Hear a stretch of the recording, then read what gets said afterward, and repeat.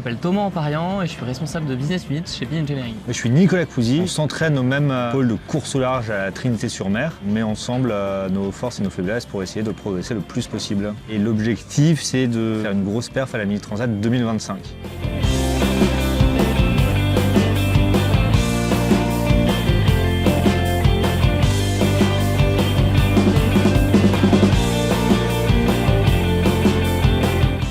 Avec Thomas, en entraînement, plus celui qui est devant va vite, plus ça pousse l'autre, celui qui est derrière à aller vite.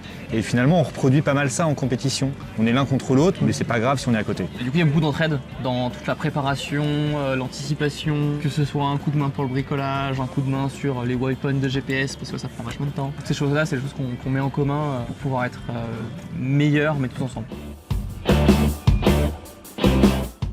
Il y a plein de souvenirs en mer, hyper durs et hyper beaux, mais c'est quand même les arrivées qui sont géniales. Il y a une aventure de fou qui s'est vécue pour chacun de nous. Et après, on peut la partager en plus. On passe par beaucoup d'étapes, je pense, tous assez difficiles pendant les courses. Je pense que le sentiment de fierté, d'accomplissement qu'on a en passant à une arrivée, en tout cas, il n'y a que en mini que j'ai réussi à la retrouver jusqu'à présent.